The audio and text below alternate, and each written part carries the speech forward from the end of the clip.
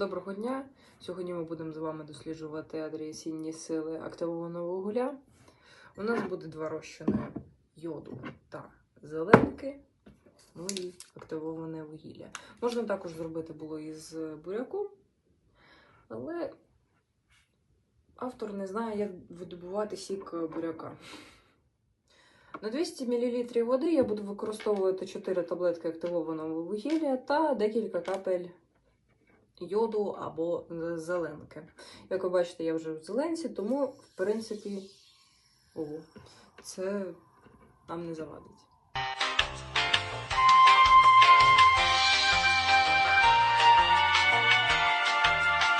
Пройшлося 24 години. Давайте подивимося, що в нас вийшло.